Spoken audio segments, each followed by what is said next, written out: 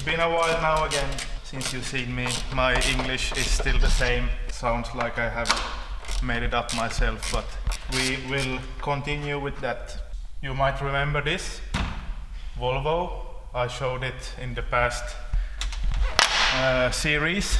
I didn't really have any plans for it then, but now I have found an engine for it. So I will now take this B230F out of it.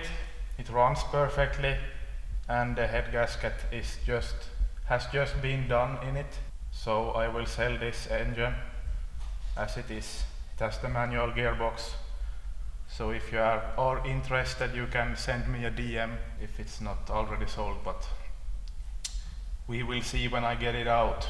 The brown Benz is sold to Norway. I sold it in the end of the summer. Ordneberg is taking good care of it in Norway. And you might remember the BMW, which I started last year. It has changed a bit since you saw it last time. The engine is mounted inside just to check the clearances everywhere, and it looks good so far. So the whole chassis has been sandblasted at Lindvall's Måleri. So I have flipped it upside down for a couple of months, and I welded the floor in the car, all the rust damages and such stuff. And the reinforcements for the rear axle is now mounted, and I have mounted the both front and rear axle to see if everything fits and works, and it looks good so far. So I have just made the steering axle today. I just made it out of regular 20mm rod to see if it fits with the exhaust manifold, and it clears fine. So I will mount this in place and then tear everything back down to pieces, so the body can be sandblasted once again and then painted by Kiitola Bilmåleri. And then I will start to assemble everything as it should be. But now I will continue to tear this Volvo to pieces.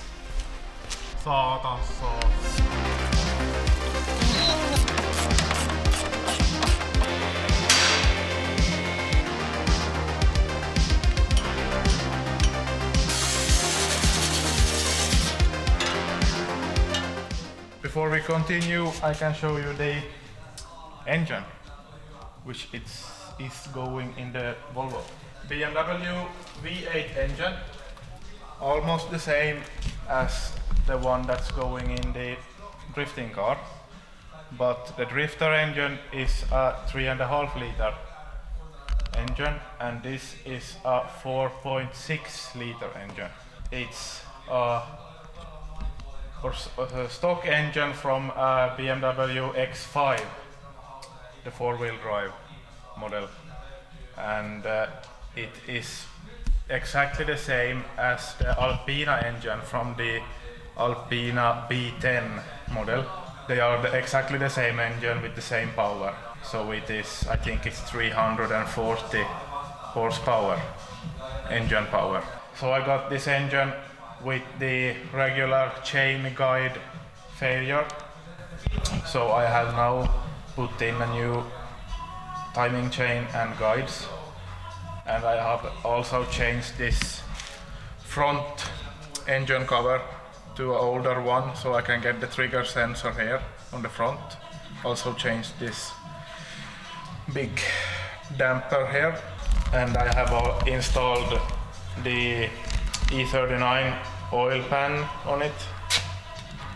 So this should be a bolt-on engine now. I have also bought some aftermarket engine mounts from Speeding. I can show them later, but with those I can bolt this engine right in. I have opened this engine and checked everything, so it should be timed and good now to go. And I will also use aftermarket ECU system on this, which I'm going to show you later. So this will be an interesting interesting engine to see how it performs. And most of you, I know that most of you are Mercedes lovers, and that's why you follow me, so I will not disappoint you in the future either, because I have another 606 project also, which I will start maybe next fall. So it might be ready for summer 2023. And it will be almost the same setup as in the brown wagon. I have another wagon now as my daily driver, so that will be the next diesel project. But more about that later.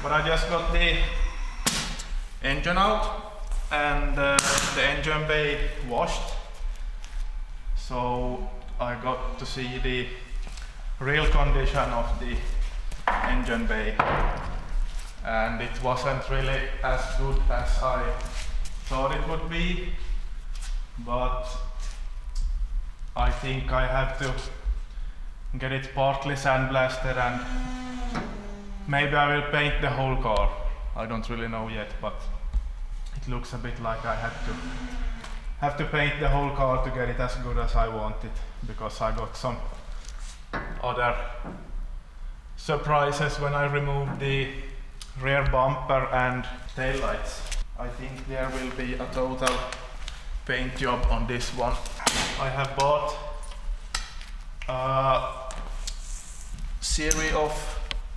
a set of coilovers. It's BC Racing, and I got them from Däckhuset Lyx in Jakobstad. They had very good prices on them, so we got a good deal on a set of those. I can show you later how that set looks, but the coilovers has to be welded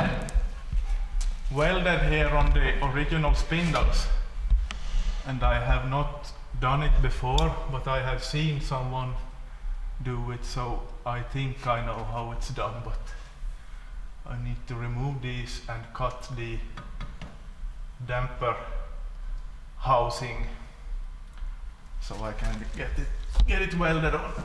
And I will also order a set of Strongflex bushings. They also have a set for Volvo polyurethane bushings for both street and race use. So I will order a set for this car also, and show you how to mount them. I don't really know which ones comes with the set, but I think it's all the bushings here for the front end and also for the rear axle, but I have some custom parts for the rear axle, and I think we can go check them out right now. This is called Panhardstad in Swedish. I don't really know if it's the same in English, but these are from MK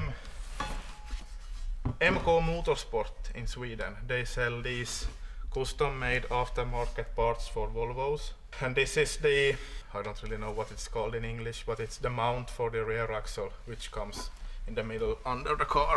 Mounts for the rear axle, so you can mount a double set of brake calipers. So you have the original calipers where they sit originally, and then you can mount these 90 degrees from the other ones, so you can make hydraulic handbrake with separate brake calipers. So this is also something new for me, but I will try to make it work. Big money piece from USA. This is a Eaton Performance Detroit locker, I think it's called. It's a locking differential to put inside the original Volvo rear axle. They made a lot of different models of these. I don't really know which one works best, but I have heard a lot of good stuff about these, so I will try this one. It should be quiet and good in street use. New taillights, hydraulic clutch pedal, and some bigger front brakes. Custom made engine mounts, so you can mount the BMW V8 engine straight into Volvo. And these are custom made in Sweden by a company which has a very creative name, ASS. You can spell it how you want, but these seems very good. I have never used them before, but a lot of people use them in racing use, so this should be nice. And these are the coilovers I talked about. BC Racing. We have these for the front end. They have adjustable camber plates here upper end, and this is the lower pipe, which is a bit notched here, which will be welded in the spindle. I will cut the original ones and see how this will mount. I think it will straighten up with the pipe. I think it goes here inside or outside or something, but it should fit perfectly, so you don't have to measure it, so it comes straight in the spindle. And then for the rear end, there is length adjustable dampers and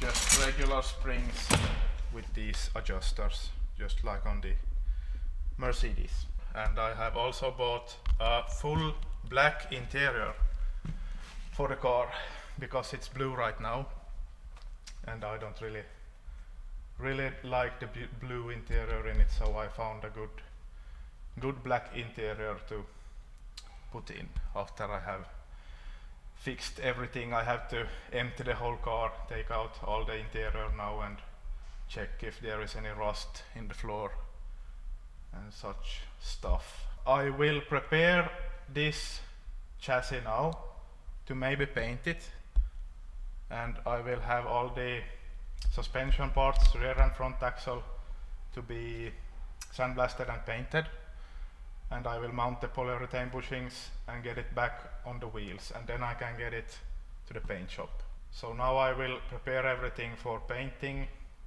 the suspension parts, and when that is done I can continue with the BMW, because that is also going to the paint shop after I had tested a couple of things and made a couple of mounts for the radiator and such stuff. I think that's everything for this first episode.